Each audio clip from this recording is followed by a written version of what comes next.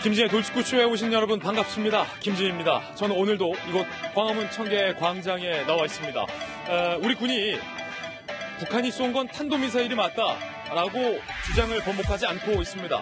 그러자 북한이 사진까지 공개하면서 무슨 소리냐, 우리는 방사포 쐈다, 대포 쐈다, 이렇게 맞서고 있습니다. 북한과 우리 군이 묘한 진실공방 양상까지 벌이고 있는 가운데 저희들이 북한이 쏜 방사포탄의 발사대 사진을 한번 정밀 분석해 봤습니다. 전문가들은 이거 아무리 봐도 포탄 맞는데? 라고 하고 있습니다. 그렇다면 우리 군은 무엇을 근거로 포탄을 탄도미사일로 규정하고 있는 걸까요? 잠시 후에 이 이야기 나눠보겠습니다. 그런데 오늘 새벽 3시에 북한이 또 미사일을 쐈습니다. 우리 군은 미상의 발사체라고 발표를 했습니다. 과연 이번엔 포탄일까요? 미사일일까요? 한 치 앞을 내다볼 수 없게 됐습니다. 잠시 후에 이야기 나눠보죠. 저는 비가 오나 눈이 오나 매일 아침 이곳에서 여러분을 기다리겠습니다. 김지의 돌직구쇼 지금 라이브로 시작합니다. 잠깐만요.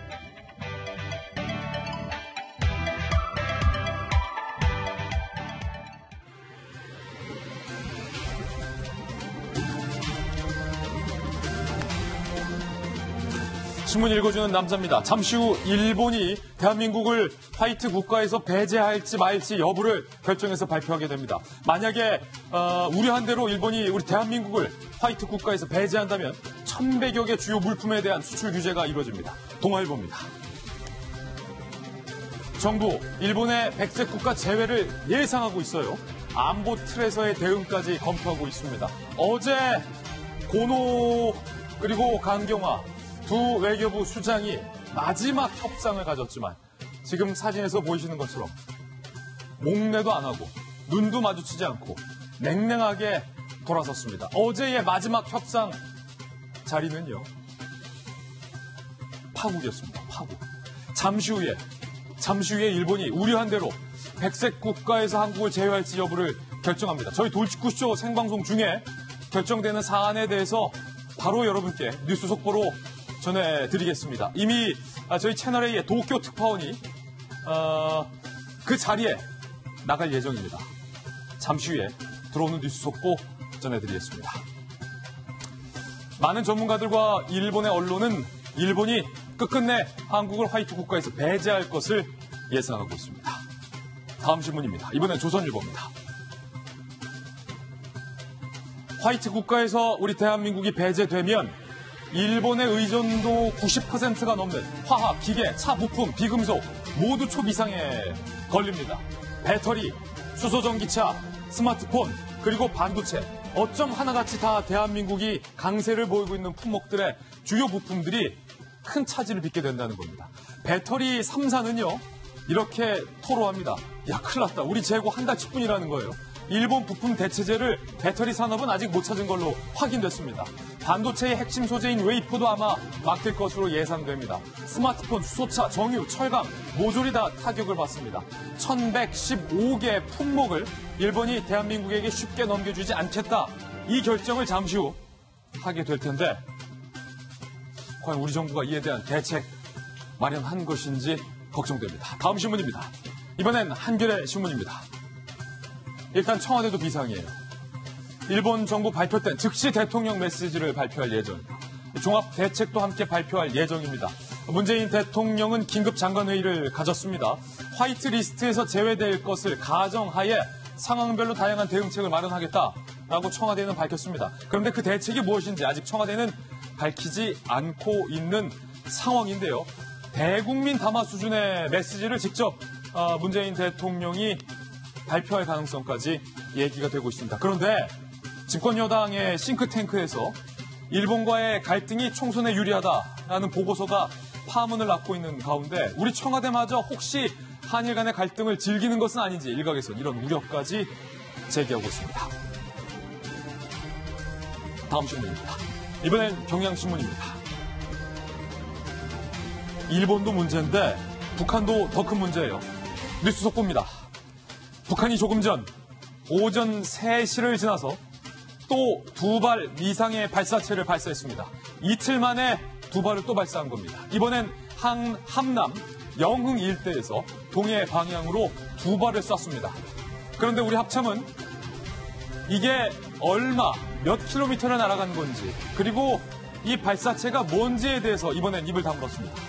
8일 사이 3차례 도발을 했는데 그제 북한이 쏜 포탄을 우리 군이 탄도미사일로 규정짓는 바람에 망신을 샀는데요. 그런 이유에서인지 이번에 합참이 다시 도로 미상, 도로 불상으로 발표가 돌아갔습니다. 잠시 후에 이 이야기 상세히 나눠보겠습니다. 경향신문은 군의 대북 정보력이 허술하다라고 오늘 강하게 질타하고 있습니다. 다음 신문입니다. 이번엔 한국일보입니다. 걱정이에요. 엎친 데 덮친 격. 국정원은 북한이 8월에도 미사일 도발할 가능성이 매우 크다. 이렇게 밝혔습니다. 8월에도 계속해서 북한이 쏜다는 겁니다. 그제도 쏘고, 오늘도 쏘고, 10일 전에도 쏘고, 5월에도 쏘고, 계속 쏜다. 8월에도 쏜다. 북한은 지금까지 계속 미국, 일본 의지하지 말고 우리 민족까지 잘해보자. 이렇게 주장을 해왔는데 정말로 북한이 우리 민족을 중시 여긴다면 지금 대한민국이 일본과 중국, 러시아 틈바구니에서 어려울 때 꼭 이때 이렇게 미사일과 포탄을 섞어서 쏴야겠습니까? 북한의 진정성은 결코 우리 민족 비대에 있지 않다는 것이 다시 한번 확인되는 순간이 아닐 수 없습니다. 웃고 있잖아요. 잠시 후에 이 이야기 다뤄보겠습니다. 다음 신문입니다. 이번엔 중앙일보입니다.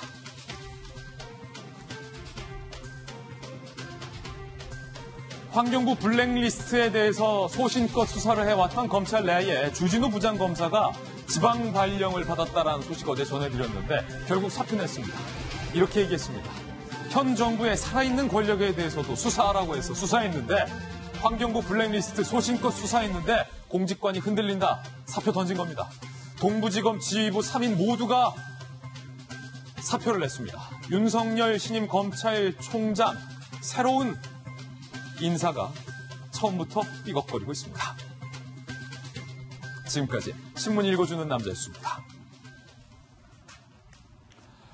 네, 오늘 아침 저와 함께 등판한 등판 선수 소개하겠습니다. 저희 돌직구쇼 전담 변호사, 탐정 손소 변호사 나왔습니다.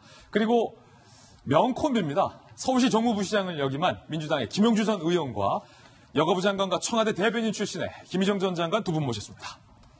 그리고 행동분석가 이즘연구소의 김여정 소장님과 돌직구쇼의 명품 시그니처 김배인 박사님 나왔습니다. 모두 어서 오세요. 반갑습니다. 네, 오늘 3가지 키워드도 바로 공개하겠습니다. 첫 번째 키워드는 바로 이겁니다. 파국. 일본이 끝내 파국을 선택했습니다. 어제 마지막 협상의 기회도 일본이 걷어찼습니다. 강경화 장관과 고노회상 마지막 기회를 잡았지만 결코 두 사람이 손을 마주잡지 않았습니다. 두 번째 키워드는 도로불상. 우리 합참이 북한이 사진까지 공개했는데도 탄도미사일이라고 뜻을 굽히지 않고 있는데 오늘 새벽에 쏜 것에 대해서는 어찌된 일인지 도로불상의 발사체라고 발표를 했습니다. 도로불상. 잠시 후 이야기 나눠보죠. 세 번째 키워드는 어글리 코리아의 모습이 또 한 번 드러났습니다. 이번엔 농촌에서 외국인 노동자를 폭행하는 영상이 공개돼서 큰 논란이 일고 있습니다. 이 3가지 키워드 하나씩 풀어보겠습니다. 김지혜 돌직구쇼 오늘의 탑뉴스로 시작합니다.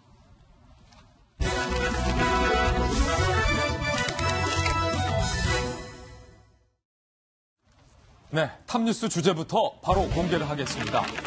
결국 일본이 파국을 선택했습니다. 끝끝내 파국을 선택할 것 같습니다. 잠시 후 저희 돌직구쇼 생방송 도중에 대한민국을 화이트 국가에서 배제할지 말지 그 여부를 일본이 결정해서 발표합니다. 잠시 후 저희 생방송 도중에 도쿄에 나가 있는 특파원 발로 뉴스 속보로 전해드릴 텐데요. 어제 마지막 협상의 기회였습니다. 강경화 장관과 고노 장관 이 두 사람의 만남. 그런데 파국이었습니다. 이 사진 한 장이 모든 걸 말해줍니다. 이 사진 한 장. 두 사람이 목례도 안 했어요. 눈길 한번 마주치지 않았어요. 바로 고개 돌려서 제 갈 길 가는 이 한 장의 사진이 모든 걸 말해주는 것 같습니다. 강경화 장관의 표정 한번 보세요. 입을 굳게 다물고 참 강 장관이 잘 웃고 표정이 다양한 것으로 유명하지만 강 장관이 이렇게 굳은 표정하는 것은 상당히 이례적입니다. 파국을 암시하는 이 두 실무장관의 이별 사진. 잠시 후 과연 일본이 어떤 선택을 할지는 아직 확정적이지 않지만 많은 전문가들은 일본이 예견대로 끝끝내 파국을 선택할 가능성이 크다라고 얘기하고 있습니다. 강 장관의 이야기 들어보시죠. 그 요청은 분명히 했고요. 그것이 만약에 내려진다고 하면은 양국 관계에 올 그 엄중한 파장에 대해서도 분명히 얘기를 했습니다. 거기에 대해서는 확답은 없었습니다. 지소미아에 대해서 저희가 연장을 재검토했을까 이렇게. 한일 안보 협력의 틀에 영향이 있을 수 있다 하는 얘기를 했습니다. 자, 지금 강 장관이 일본은 백색 국가에서 우리나라를 제외할 것 같다라고 예측을 하면서 만약 일본이 그렇게 되면 이제 일본과의 군사 공조는 없다. 굉장히 강한 카드를 꺼내들었어요. 일본이 경제적으로 화이트 국가를 배제하면 우리는 군사 안보적으로 일본과의 공조는 없다. 만약에 이렇게 되면 한일 관계는 정말로 파국인데 걱정됩니다. 한일 양국이 지금 서로 강대강의 카드를 시사한 겁니다. 잠시 후에 지금 뉴스 속보 여러분께 보내드리는 것처럼 이 중요한 결정 잠시 후에 발표됩니다. 저희 돌직구쇼와 오늘 끝까지 좀 걱정스러운 마음으로 많은 국민 여러분께서 함께 해주시리라고 기대가 되는데 바라기는 마지막으로 좋은 소식이 반전이 좀 있기를 기대를 좀 해보겠습니다. 일본이 백색 국가에서 대한민국을 제외하게 되면 우리에게는 이런 타격이 옵니다. 1115개의 품목. 1115개의 품목. 우리가 수입하기에 너무나도 어려워집니다. 안 할 수도 있어요. 그런데 83개 핵심 품목 조달에 우리가 치명타를 입게 된다는 겁니다. 일본 수입 비중 적게 잡아도 50%. 그리고 이 중에 핵심 품목은요, 90%를 우리가 의존하고 있어요. 아까 말했듯이 반도체, 철강, 수소차, 배터리, 스마트폰, 우리가 강한 품목들의 주요 부품들에 대해서 우리가 조달이 어려워지면 생산을 할 수가 없기 때문에 생산에 차질이 생기됩니다. 연간 수입액 1,000만 달러 이상으로 고위험 품목들을 일본이 수출을 아주 강하게 조이게 된다라는 얘기가 됩니다. 대기업 관계자는요, 일본 허가 받으려면 모두 받아야 하고 허가 여부는 코에 걸면 코걸이, 귀에 걸면 귀걸이가 되는 상황이다. 일본이 한국 기업에 명줄을 쥐게 됐다라고 밝히고 있습니다. 일본 내에서의 전망들도 좀 저희가 한번 취재해봤어요. 아베의 최측근인 아마리 아키라 자민당 선대위원장은요, 이렇게 얘기했어요. 한국을 화이트리스트에서 제외할 가능성은 100%다. 아사히 산케이도 화이트리스트에서 한국이 제외된다. 예정대로 오늘 처리된다. 라고 확정적으로 보도하고 있고요. 니온 게이자이 신문도 트럼프 대통령이 한일 관계를 명확히 언급 안 해서 일본 정부가 기존 입장을 유지할 가능성이 매우 크다. 현재로선 이렇게 전망이 나오고 있는 상황이에요. 김 장관님, 어제 강경화 장관과 고노회상 태국에서 네. 마지막 가능성이었어요. 근데 그 마지막 가능성이 이 두 사람의 표정을 보니까 날아갔네요. 저는 그거를 마지막 가능성이라고 하지 않았으면 좋겠습니다. 왜냐하면 오늘 설사 10시에 일본이 정말 비이성적인 결정을 하더라도 네. 오늘 오후에 열리는 한미일 그 외교장관 회의에서 그래도 최대한 만약에 화이트리스트 배제가 있더라도 이 실행을 현행대로 바로 21일 이후에 실행을 하느냐 아니냐, 아니면 소위 유예를 하느냐 아니냐, 또는 설사 배제를 하더라도 그냥 행정적인 절차만 이렇게 하나 더 생겼을 뿐이지 실제로는 이제 그렇게 하지 않는 방식으로 가느냐, 이 마지막 끈을 놓지 않아야 된다고 생각을 합니다. 사실 근현대 역사에 있어서 일본이 우리한테 한 짓을 생각을 하면 정말 피눈물 나죠. 예. 전범 국가인데 지금까지 이렇게 잘 살고 있는 그 이유도 또한 우리나라의 전쟁을 빌미로 해서 저렇게 또 일어선 나라지 않습니까? 그러니까 사실 대한민국의 역사를 떼고서는 일본의 현재 경제 성장을 얘기를 할 수가 없습니다. 그러니까 정말 치밀어 오르는 그 감정을 얘기하자면 우리 국민들 다 마음이 똑같을 거예요. 하지만 전쟁의 한가운데에서도 외교를 생각을 해야 되고 싸우면 이겨야 되지만 싸우지 않고 이기는 것이 더 중요하지 않습니까? 예. 그렇기 때문에 설사 10시에 최악의 결정이 난다 하더라도 그 결정을 미루거나 그 결정이 그냥 선언문에서 그치도록 하기 위해서는 마지막까지 우리 정부가 최선의 노력을 다했으면 합니다. 그러기 위해서는 글로벌 사회에서 분명히 우리도 일본에 의존하고 있는 게 있지만 한국을 파트너로 하고 있는 일본의 기업들도 또 마지막까지 목소리를 내주었으면 하는 바람이고 글로벌리 이제 이 공급 생태 순환 구조가 되어 있기 때문에 이게 한일 간의 문제만 아니고 세계 무역에도 궁극적으로 시차가 걸릴 뿐이지 영향을 줄 수 있다라는 거에 여러 세계에도 알리는 노력을 해야 될 것 같습니다. 예. 궁극적으로 일본에게도 부메랑이 갈 것이다. 그럼요. 특히 G20 의장 국가였어요. 올해 일본이. 그 G20 같은 거 왜 합니까?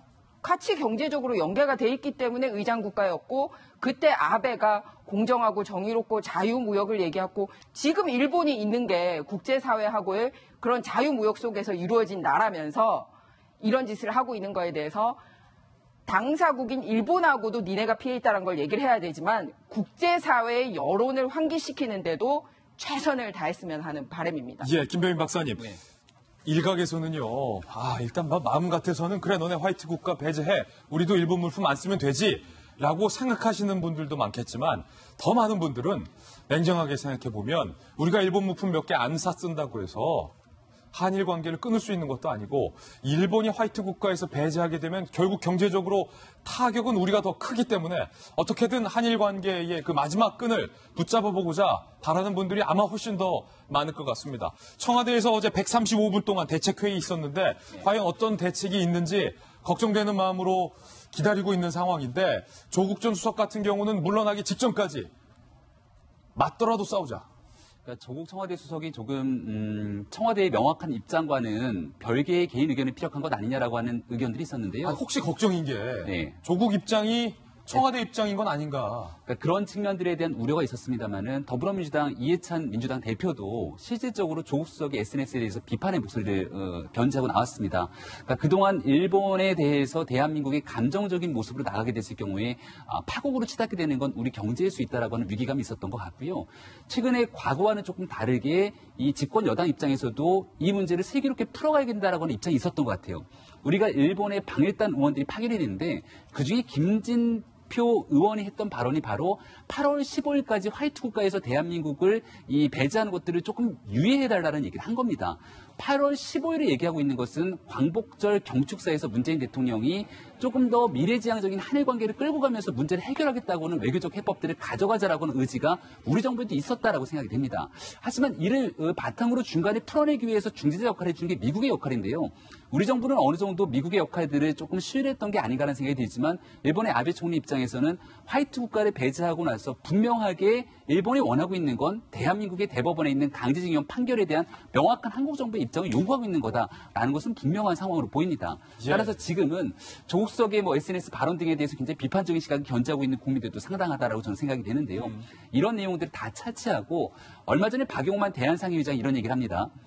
이 대한민국에서 부품을 국산화하는 부분들은 실제로 반세기가 지나도 따라가기가 어려운 측면들이 있다고 하는데 모든 경제적 피해가 대한민국에 돌아올 수 있는 만큼 외교적인 해법에 대한 가능성을 찾아 나가는 게 지금 대한민국 정부가 해야 되는 가장 중요한 일이 아닌가라는 생각이 듭니다. 예, 좀 분명하게 말씀드리고 싶어요. 그러니까 우리가 유니클로 안 산다고 해서 일본이 취하게 될, 우리 대한민국에 취하게 될 경제 제재와 이게 비교가 안 되는 상황이라는 것을 우리 국민 여러분들도 좀 잘 알아주셔야 된다라고 좀 말씀을 드리고 싶습니다. 그만큼 한일 관계가 지금 중요한 기로에 서 있는 건데 한 가지 또 부정적인 사인은요. 우리 국회에서 국회의원 대표단이 일본을 방문했습니다. 어떻게든 한일 간의 파국을 막아보고자 여야 의원들이 한마음으로 방문을 했는데 1박 2일 동안 문전박대를 당했습니다. 강창일 의원의 이야기 들어보시죠. 자민당에서 좀 결례를 했어요. 이 거지도 아니고 왜 합니까? 충분히 뜻은 전달되었고 자민당에서 이게 아베 정권의 이제 이 진심이 뭔가 속내가 뭔가 충분히 알기 때문에 하는 거지 북얼외교 그런 거 아니에요? 뜻을 전달하라고 한 거지. 자, 김영주 의원님, 강창일 의원, 김 의원도 저도 잘 알지만 차분하고 냉정하고 인품 좋고 일본 통으로 알려져 있고 지금 만나러 간 자민당 일본 의원들과 모르는 사이도 아니고 친한 사이인데 결국 문전박대 당했는데 굉장히 지금 감정적인 반응 나왔어요. 우리가 거지도 아니고. 그렇습니다. 니카이 도시히로 간사장을 만나기로 했고요. 근데 갑자기 이제 북한 핵 뭐 북한 뭐 탄도 이야기를 하면서 취소됐고 문전박대를 당했는데 사실은 그 니카이 간사장 같은 경우는 과거에 김대중 오부치 선언을 같이 이끌어낼 정도로 서청원 의원이나 그동안의 관계가 상당히 좋은 의원 중에 한 사람입니다. 그럼에도 불구하고 이렇게 그런 면담을 스스로의 의지라기보다는 아마 아베의 의중이 들었던 것 같아요. 이제 그러다 보니까 그 관계 속에서 면담을 거절당했는데. 아니, 어떻게 1박 2일 동안 대한민국 국회의원 단위 갔는데 문전박대를 할 수 있어요? 네. 이제 그런 부분에 있어서는 정확하게 일본 전체의 의견이라기보다는 자민당의 그나마도 아베의 가장 강한 우파의 목소리가 지배하고 있는 거 아니냐. 이제 그런 부분들이 들립니다. 여러 가지 개별적으로는 일본 의원들 중에서도 만나고 싶은 사람도 분명히 있었을 거라고 보여지요. 한일 관계가 상당히 그동안에 좋았고 또 오부치 선언 같은 경우는 사실 21세기 과거사 역사 반성을 통해서 같이 열어가자라는 데 동의했던 전직 의원, 현직 의원도 많다고 보여지는데 그런 의미에서 아베의 굉장히 문단속이 있었던 거 아닌가 그렇게 보여지고 따라서 이 부분의 의미라고 하는 것은 어쨌든 아베의 의지가 끝까지 관철될 것이다. 미국의 어떤 조정 능력에도 불구하고 그런 것을 보여주고 있지 않냐 그렇게 보여집니다. 예, 잠시 후 일본의 결정 뉴스 속보로 저희 돌직구조 생방송 중에 전해드리겠습니다. 왜 한일 관계를 이 지경까지 몰고 갔는지 많은 아쉬움이 많지만 그래도 지금은 앞으로 벌어질 일에 대응하고 집중하는 것이 무엇보다 중요하다는 말씀드립니다. 이번엔 저희가 준비한 두 번째 이슈를 공개하겠습니다. 두 번째는 북한이에요. 지금 불난집에 북한이 제대로 부채질하고 있습니다. 이 상황을 북한이 즐기는 것처럼 보이기까지 합니다. 북한이 오늘 새벽에 또 미사일 쐈습니다. 뉴스 속보 전해드리겠습니다. 오늘 오전 3시를 경해서 북한이 두 발의 발사체를 또 발사했습니다. 합참은 이번에 굉장히 신중하게 밝혔어요. 불상의 발사체, 미상의 발사체라고 밝혔습니다. 그제 쏜 미사일에 대해서, 포탄에 대해서 합참이 탄도미사일로 5독, 5인을 했기 때문에 이번에는 신중하게 불상, 미상이라는 표현으로 다시 돌아간 것처럼 보입니다. 북한이 왜 이렇게 쏘는 걸까요? 이틀 새 또 쐈습니다. 그런데 북한이 지난 판문점 남북 회담 당시에 김정은 위원장이 문재인 대통령에게 이런 말을 했었습니다. 김 위원장은 대통령께서 우리 때문에 NSC에 참석하시느라 새벽잠을 많이 설쳤다는데 새벽에 일어나는 게 습관이 되셨겠다. 대통령께서 새벽잠을 설치지 않도록 내가 확인하겠다. 지난해 4월 판문점 회담 때 도보다리 회담 있잖아요. 그 유명한. 김정은이 문재인 대통령에게 이렇게 얘기했다는 거예요. 우리 때문에 NSC에 참석하시느라 새벽잠을 많이 설쳤다는데 대통령께서 새벽잠 설치지 않도록 하겠다. 지난해 4월에 이렇게 말해놓고 오늘 새벽 3시에 쏜 건 뭡니까? 물론 우리 정부가 NSC 안 열었어요. 그래서 새벽잠 안 설쳤는지는 모르겠습니다만 적어도 저는 새벽잠 설쳤어요. 뉴스 전해야 되기 때문에. 아마 이 뉴스 속보 받아든 많은 국민분들도 뉴스 보고 새벽잠 설치신 분들 많을 겁니다. 김정은 지난해 4월에 했던 말 새빨간 거짓말이었습니다. 김병현 박사님. 네. 오늘 새벽이에요? 오늘 새벽 3시죠. 그러니까 문재인 대통령을 비롯해서 이렇게 새벽에 이 대한민국을 대상으로 도발하게 되는 모습들이 더 이상 있지 않도록 하겠다는 게 4.27 판문점 선언의 핵심 내용이었고요. 육해공 어디에서도 서로 간에 적대시기를 하지 않겠다라고 하는 의견 때문에 불구 군사합의까지 이루어지게 된 겁니다.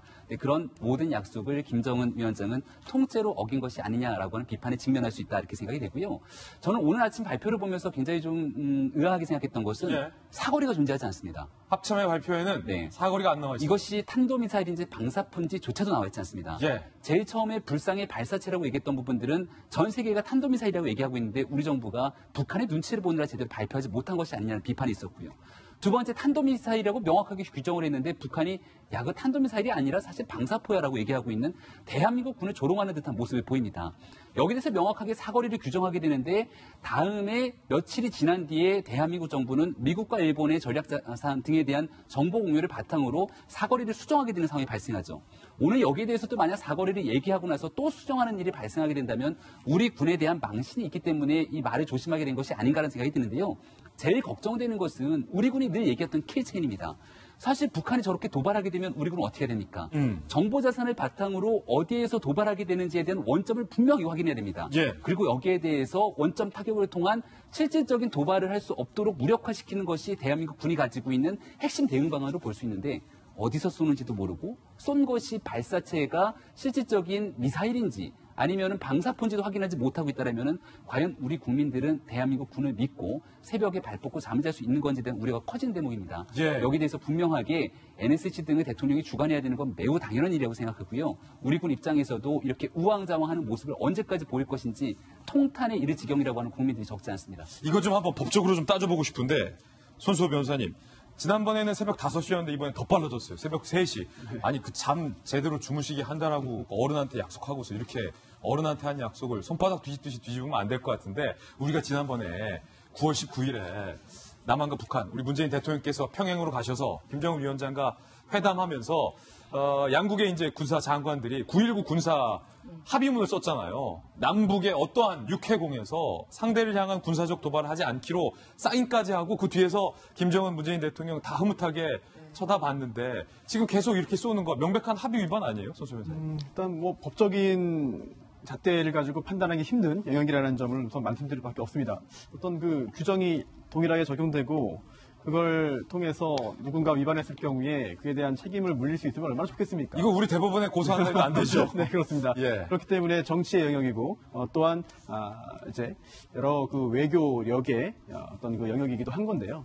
또 한번 가만히 따져보면 지금 북한이 이 시점에서 나를 잊지 말아라. 라고 하는 이런 행위를 하는 것 자체가 현재 일본과 여러 가지 그런 그 대결 국면에 있는 우리 국민 입장에서는 굉장히 좀 야속하게 느껴지기도 하고 왜 저럴까 섭섭하기도 하고 그리고 도대체 의도가 뭔가라는 그런 생각이 들기도 합니다. 또 다만 조금 전에 그 이제 진행자의 언급 중에 우리나라에 대한 도발이라는 그런 표현이 있었는데 이거는 좀 해석의 여전히 있는 것 같아요. 즉 과연 이게 북한의 이번 발사체 발사 연이어 이루어지고 있기 때문에 비난 대상이기도 하고 또한 그 부분에 대해서 좋게 볼 수는 없습니다. 다만 이게 직접적인 우리나라, 대한민국에 대한 도발 또는 공격 행위이냐 여기에 대해서는 판단이 다를 수 있어요. 또한 볼턴도 5월에는 이게 안보리 규정 위반이다, 안보리 제재 위반이다라고 말을 했지만 이번에는 또 ICBM 관련된 약속을 깬 건 아니라는 그런 조심스러운 말도 하고 있거든요. 즉 속으로는 부글부글 끓을지 몰라도 적어도 겉으로는 일단 앞으로 있을지 모르는 그런 여러 대화에 있어서 걸림돌이 되지 않도록 한 번 더 꾹 참고 넘어가는 그런 어떤 여러 가지 자세들도 보이거든요. 따라서 우리 당국도 정말 파악을 못하고 허둥지둥 된다면 그 부분은 비난받아 마땅한 것이지만 예. 그렇지 않고 여러 가지 대화 국면을 이끌어 나가기 위한 동력을 유지하기 위한 그런 대응이라면 그 부분은 또 우리 국민도 참고할 만한 부분이 있을 것 같습니다. 자, 부글부글 끓지만 이걸 어떻게 재수할 수는 없다라는 현실적인 이야기인데 북한의 의도를 지금부터 한번 파악을 해보겠습니다. 북한에선 방사포라는데 우리 군은 탄도고수. 지금 군이 정말로 잘못 해석하고 있는 건지 아니면 군이 대화의 동력을 잃지 않기 위해서 노력하고 있는 건지 한번 판단을 해보자고요. 그제 청와대 군 당국은요. 단거리 탄도미사일이다 라고 발표를 했어요. 그런데 어제 오전 북한이 아닌데 우리 방사포인데 라고 공표를 하면서 사진까지 공개했습니다. 지금 보고 계신 그 사진이 발사대에 모자이크 처리까지 하면서 북한이 공개를 한 겁니다. 이게 무슨 말이냐면 모자이크 처리를 했다는 건 이 발사대의 어떤 재원을 공개하기에 꺼려지는 상당히 신형 군 기밀이 담겨 있다라는 거지만 자꾸 대한민국 군이 탄도미사일이라고 하니까 북한이 우리 군을 조롱하기 위한 목적으로 모자이크 처리까지 하면서 아닌데 포탄인데 라고 공개했다라는 의도로 많은 전문가들은 풀이하고 있습니다.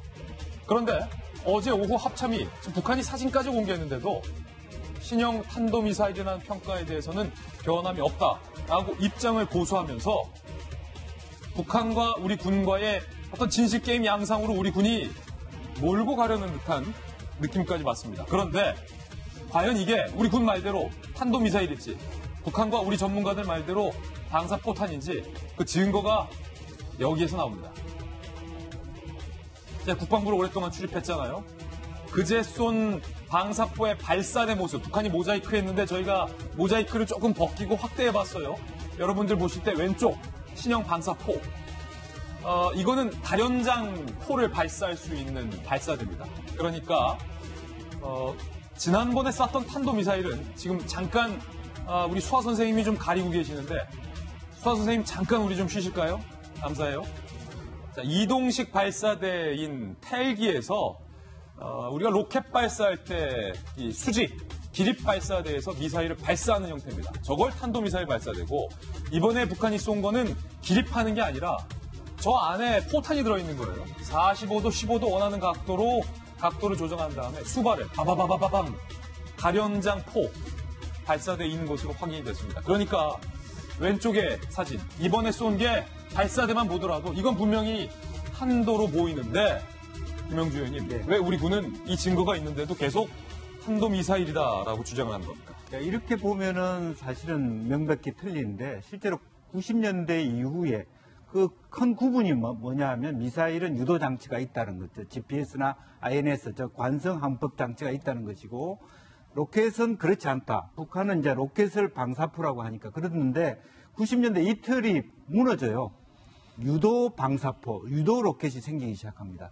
그러다 보니까 사실 개념 정의에 따라서는 이것을 말하자면 헷갈릴 수가 있어요. 그렇지만 실제로 외형적으로 보면 이 그림상으로 보면 미사일과 방사포는 명백히 구분되고 있고 명백히 구분된다. 이번에 좀 더 구체적으로 보면 말하자면 400mm로 구형이 더 커졌고 또 하나는 밑으로 그동안에는 사실은 이스칸데르급이라고 하는 것은 차량형이었습니다. 바퀴가 달렸다는 것인데 지금은 궤도가 달렸다. 이 궤도가 달렸다는 것은 뭐냐면 산악 지형에 도로가 아닌 지형에 갈 수 있다는 면에서 상당히 큰 차이가 있는 것 같습니다. 그런 면에서 어떻게 보면 이스칸데르를 말하자면 방사포에 얹어서 변형한 자주적으로 북한이 개발한 그런 어떤 사드라든지 고도 체제에 피해갈 수 있는 그런 전략이 아닌가 그렇게 생각이 듭니다. 예, 김 장관님 그러면 네.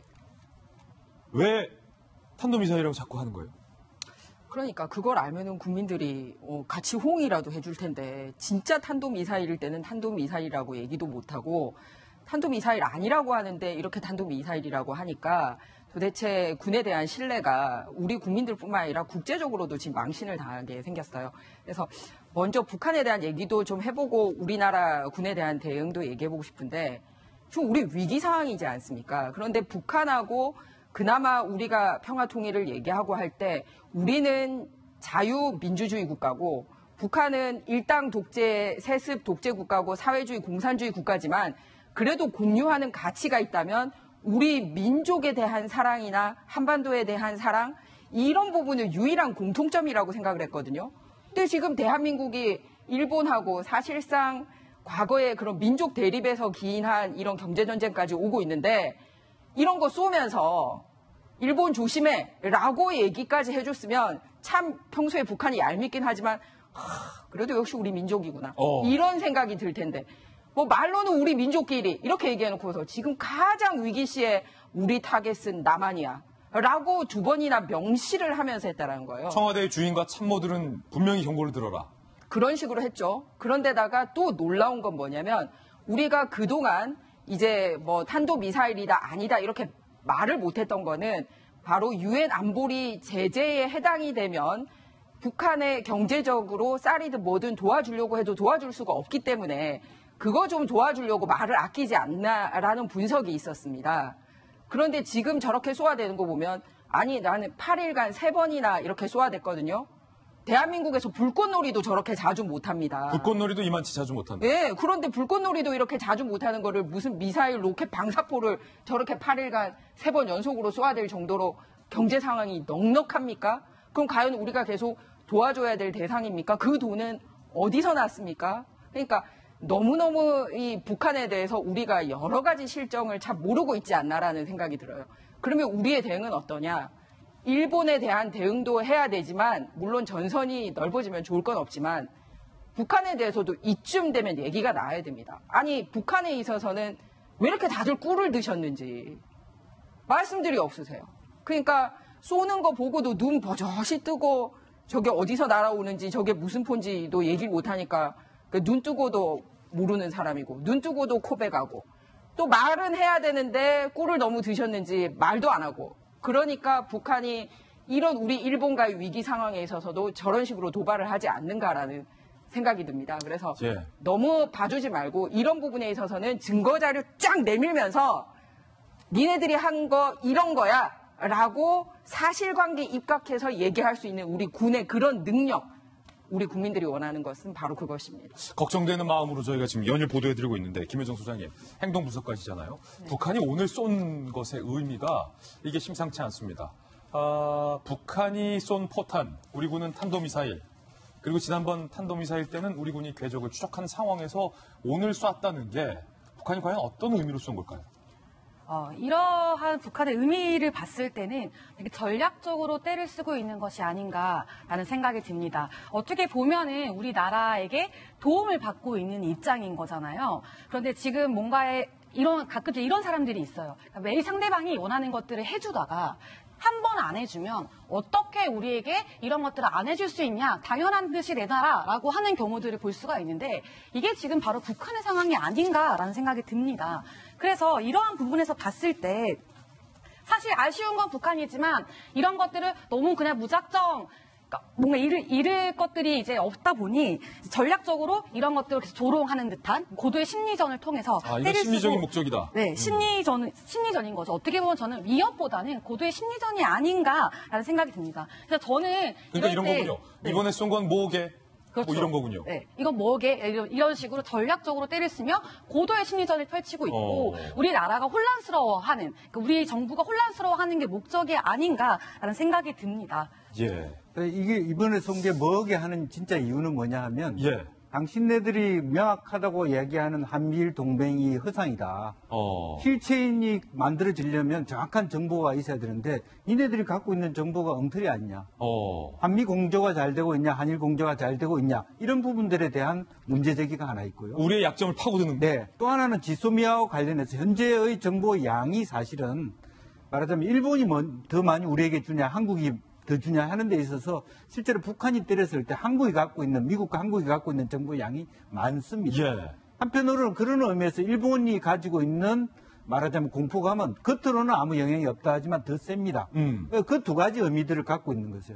실제적으로 한미일 공조에 있어서 이게 공조가 굉장히 이간질을 시키고 한다. 이제 그런 측면이 저는 강하다고 봐요. 그런 측면 사실은 걱정이 훨씬 더 될 수밖에 없는 게 저는 김희정 장관님이 일본과의 경제 전쟁이 일어날 정도의 막중한 상황에서 북한이 도대체 왜 이러냐라는 얘기를 하지 않았습니까? 태용호전 공사가 얼마 전에 했던 얘기를 보면 북한의 속내를 명확하게 얘기할 수 있다 생각이 듭니다. 태용호 공사가 이번 지금 북한의 미사일 도발에 대해서 뭔가 얘기를 했군요. 한일 관계 등에 대한 얘기를 한 적이 있는데요. 대한민국이 갖고 있는 한일 공조, 한쪽에서의 한일 공조, 한쪽에서의 한미 동맹은 갓에 쓰고 있는 끈과 같다는 얘기를 합니다. 근데 갓끈의 끈 한쪽이 풀리면 어떻게 됩니까? 바람만 불러도 그 갓이 날아간다는 게 북한이 대한민국에 대해서 가지고 있는 생각이라는 거죠. 그게 북한의 생각이다. 우리는 굳건한 한미 동맹을 바탕으로 있지만 트럼프 대통령 들어서고 나서 사실은 이 문재인 대통령 우리 정부와의 한미 동맹의 끈이 좀 약화되는 것 아니냐라고 우려가 있는데 여기에 대한민국과 일본과의 관계가 틀어지기 시작하면서 한일 공조는 굉장히 나락으로 떨어질 정도의 위험천만에 놓여 있습니다. 여기서 김영주 의원께서 얘기했던 것처럼 이 약한 고리를 파고든다는 얘기를 했는데 북한이 한국과 일본 간의 공조가 끊어지게 되는 과정들이 겪게 된다면 이것이야말로 지금 북한이 원하는 것이 아닌가라고 하는 생각이 드는데요. 예. 이럴 때일수록 정신 똑바로 차리고 대한민국 안보가 한 채 흔들림이 없도록 하는 이 모든 책임이 바로 문재인 정부에 있는 것이 아닌가 생각이 듭니다. 걱정입니다. 일본과의 관계 그리고 북한과의 관계 잠시 후에 일본이 화이트 국가에서 우리를 배제할지 여부에 대해서 뉴스 속보로 전해드리겠습니다. 북한과의 문제 전해드렸고요. 이번에는 우리 국내의 문제를 좀 한번 집중해보겠습니다. 지난번에 베트남에서 우리나라로 대한민국으로 시집으로 온 신부를 잔인하게 폭행한 한국인 남편에 대한 이야기 보도해드렸는데 지금 몇 달이 지나지도 않았는데 이번에는 농촌에서 외국인 노동자를 폭행하는 영상이 공개가 돼서 우즈벡 정부로부터 고발까지 당했습니다. 그 영상 함께 보시죠.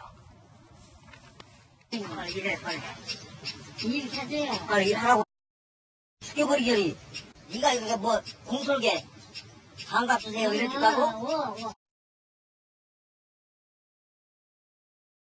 장갑 아니 장갑은 네가 갖고 다녀야지 장갑을 써 이러니까 거기 부르니까 하나도 안 보고 뭐라고 선생님 그걸 다 비워서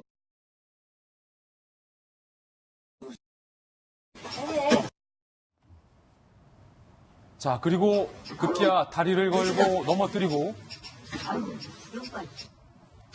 엎드려서 계속해서 폭행을 가하는. 자, 다른 일꾼이 이 외국인 노동자를 이렇게 세우면서 뭔가를 토닥이는 모습까지 이 영상이 공개되면서 우즈벡 정부가 발끈하고 나섰습니다.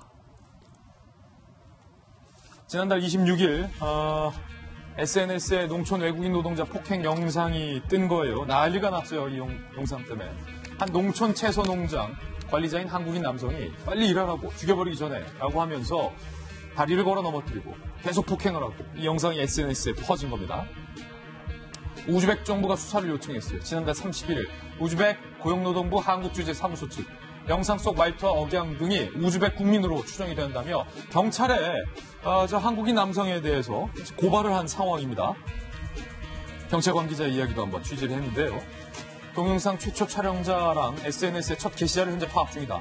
전라도 사투리를 쓰고는 있는데 정확히 영상이 찍힌 장소 등도 확인이 되지 않은 상태다라고 현재 경찰은 입장을 밝혔는데 손소 변호사님, 네. 이거 보통 일이 아닌데 지난번에는 베트남 당국이 발끈했는데 이번엔 우즈벡 정부가 지금 한국 경찰에 고발을 한 상황이죠. 이거 어떻게 되는 겁니까, 법적으로? 네, 우즈베키스탄 출신의 노동자가 우리나라에 많이 들어와 있습니다. 예. 네, 그래서 우즈베키스탄 당국에서도 관리 필요성이 있고 또 보호의 어떤 그 필요가 있기 때문에 고용노동부의 한국주재 사무소를 냈어요.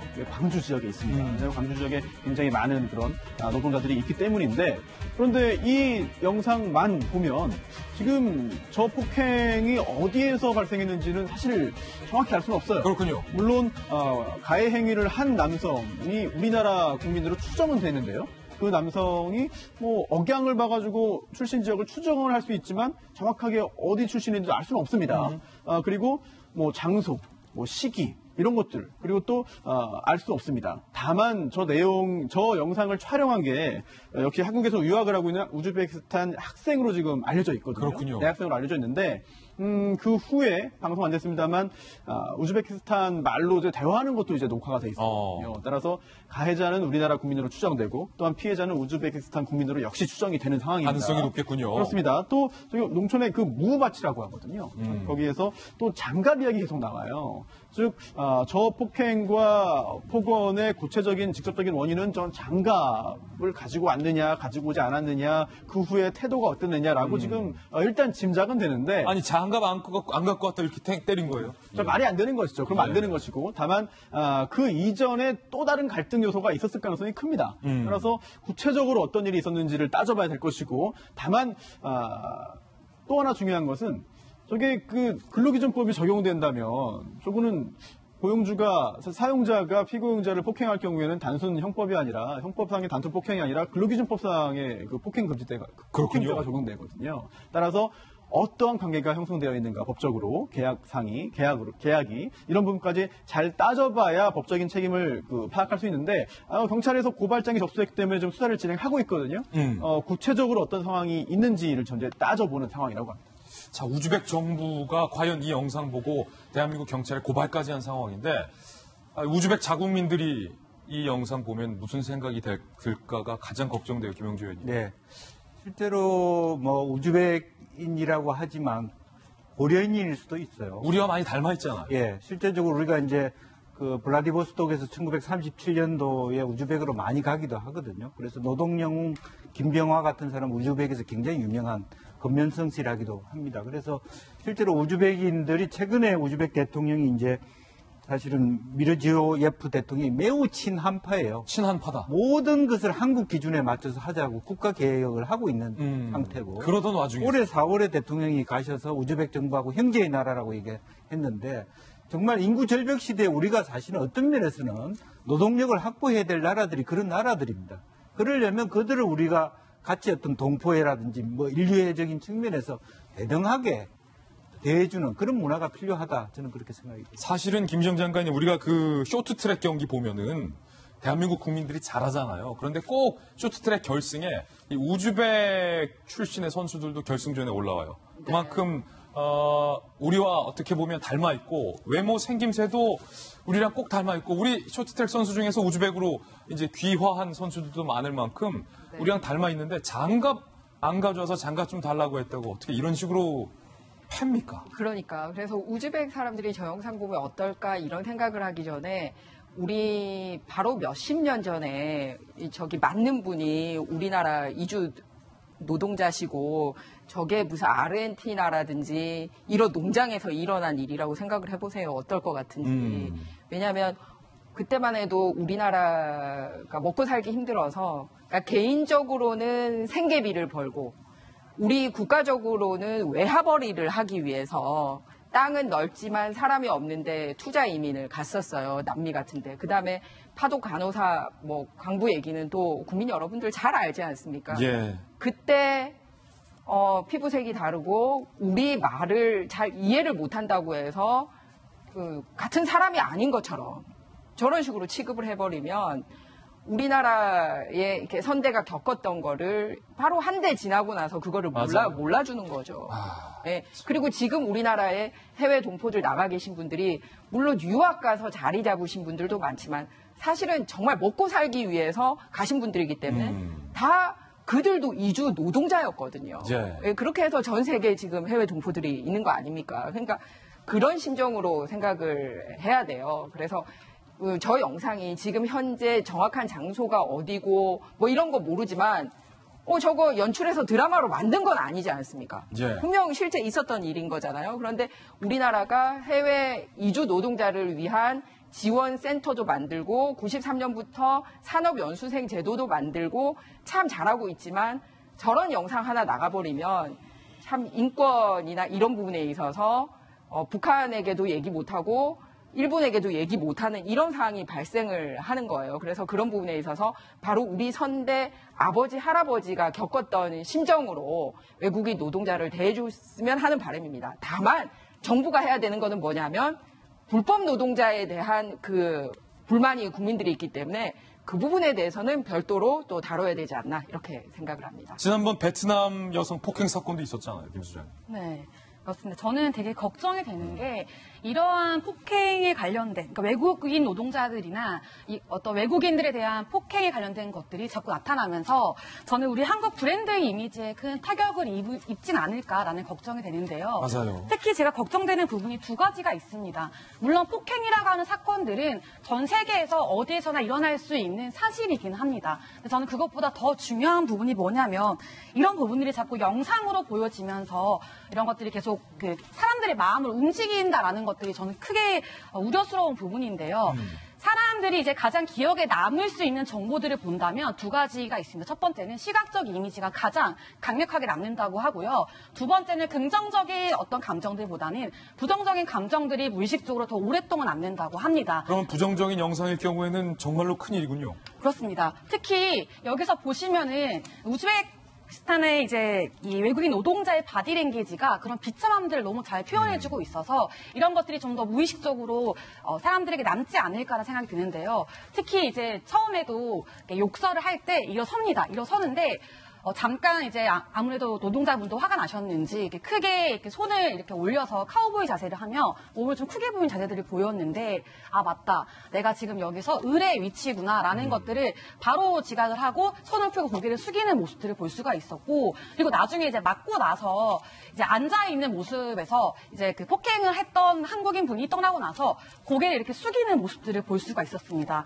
그때 느꼈던 노동자의 비참함은 얼마나 클지 생각만 해도 저도 너무 속상한 이런 부분인데요. 예. 네. 이런 부분들 때문인 것 같습니다. 국가 이미지와 연결돼 있다. 이거 누가 이랬는지 이런 일이 계속해서 있어왔던 일인 건지 이번이 처음인 건지도 경찰이 좀 적극적으로 빠르게 수사해 주시길 촉구하겠습니다. 이번엔 저희가 준비한 다음 순서입니다. 취재 수첩 Y가 준비되어 있습니다. 오늘은 과연 어떤 사건이 준비되어 있을지 저와 함께 사건풀로 이동하시죠.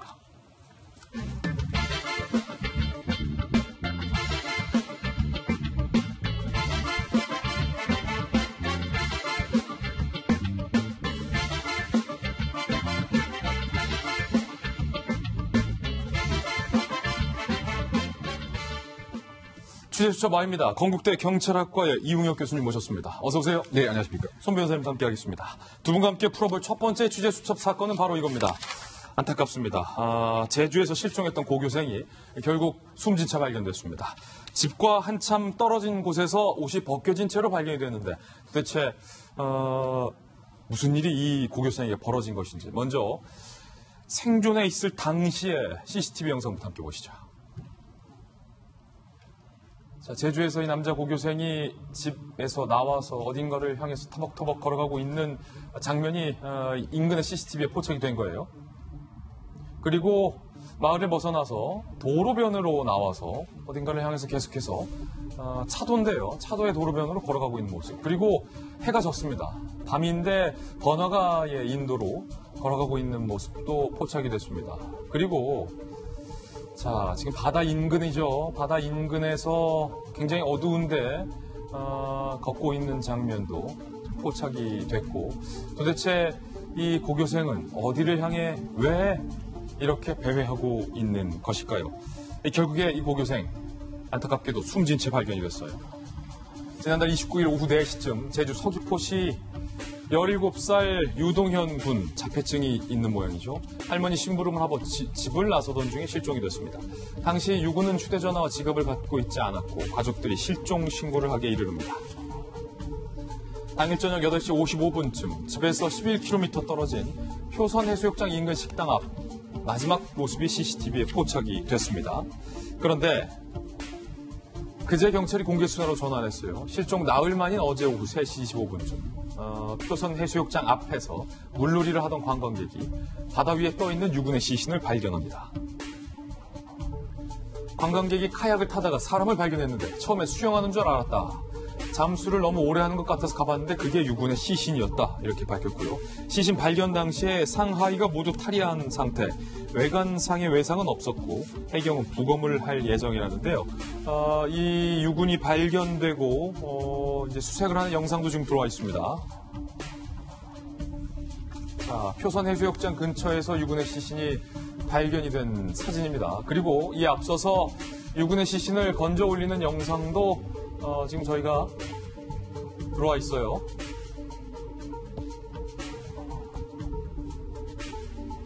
이용 교수님. 네.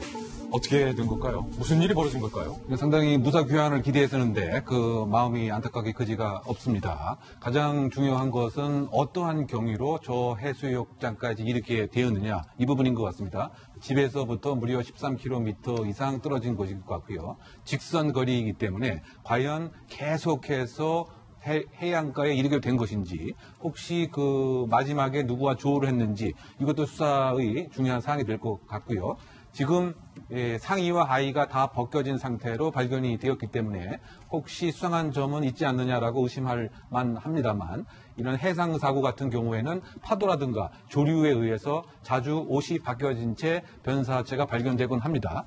그럼에도 불구하고 정확한 사망의 원인을 밝힐 필요가 있습니다. 즉 물에 빠져서 바로 익사가 된 것인지 아니면 다른 일이 생기고 나서 물에 이렇게 시신이 발견된 것인지 그것은 저 해안가에 있었던 플랭크톤이 폐 속에서 그대로 발견되면 이것은 이제 익사다라고 이제 추정하는 것이 기본 그 원리인 것이고요. 그렇군요. 또 중요한 것은 과연 언제 즉 사망 시점은 언제였느냐 이것도 추정을 할 중요한 그 대목입니다. 따라서 부검 등을 통해서 마지막 먹었던 음식물이 어느 정도 지금 되어 있는 것인지 또 지금 그 시신의 그 강직 정도가 어느 정도인지 등을 종합해서 사망 시간을 추정할 필요가 있고요. 그렇다고 본다면 11km 떨어지고 나서 그 다음에 어떠한 일인지 생긴 것이다. 이렇게 수사의 방향을 설정할 필요가 있지 않나 생각이 됩니다. 아니 그런데 통상적으로 자폐증이 있다고는 하지만 11, 13km 상당히 먼 거리인데 거기까지 이 유군이 계속해서 걸어간단 말이에요. 네. 그리고 결국 마지막으로 포착됐던 해수욕장 인근에서 결국 시신으로 발견됐는데 13km를 걸어간다? 이거 쉽지 않은 일이잖아요. 예, 그러다 보니까 이제 그 가족 친척이 과거에 이렇게 집을 나간 경우에 어떠한 행동 패턴을 보였던 것인지 이것을 참고할 필요가 있을 것 같은데요. 과거에는 휴대폰 등을 소지한 채로 집을 나가서 다시 돌아오기 어렵기 때문에 아버지에게 전화를 해서 찾아와라 이렇게 연락을 했다고 합니다. 아, 그렇군요. 과거에는. 네. 근데 이번에는 그 휴대폰 등을 전혀 소지하지 않았던 것 같고요. 혹시 그 자폐증이 있기 때문에 일정한 생각을 직선만을 이제 가야 된다라고 하는 이런 뭐 순간적인 생각 같은 거 또는 이제 그 와중에서 다른 예상치 못한 상황과 조울해서 그것에 이제 그 놀람과 공포 때문에 계속 직진, 전진을 했을 가능성 이런 것 등은 같이 지냈던 가족들이 일정한 행동 패턴에 관한 이야기를 들어보면 어느 정도 추정도 가능하지 않을까 생각해 봅니다. 예, 안타깝습니다. 그래도 유군이 자폐증이 있었다고는 하지만 과거에 여기가 어딘지 모르겠다. 아버지에게 나를 좀 데리러 와라라고 전화를 할 수 있을 정도였는데 이때 핸드폰만 갖고 있었어도 라는 아쉬움이 드는데 손소 변호사님, 네. 이 유군의 사연이 또 안타까워요. 아버지 일 때문에 제주도로 이사를 와서 함께 살던 엄마 동생과 떨어져 살면서 평소에 그렇게 엄마를 그리워하고 보고 싶어 했다. 네, 원래 경북 지역에서 이제 생활하다가 그렇군요. 제주도로 온 지 얼마 되지도 않았습니다. 예. 네, 그런 상황에서 여러 가지 그런 그 환경의 변화가 있을 테고, 그리고 또 사정상 이제 모친과 함께 생활하지 못하면서 굉장히 많이 그리워했다고 해요. 또 동생도 마찬가지고요.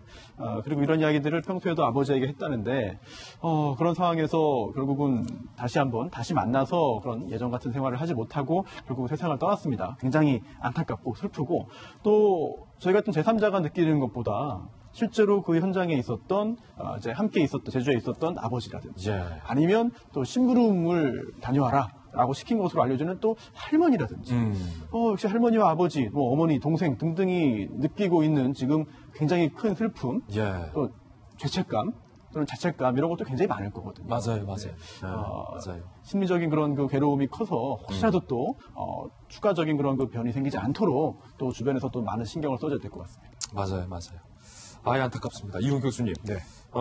유군의 소식을 들으니까 또 걱정이 되는 게 등산 갔다 사라진 조은 누리양 오늘로 실종 10일째인데 지금 수색이 추가 인력까지 투입했는데 혹시 소식 있나요?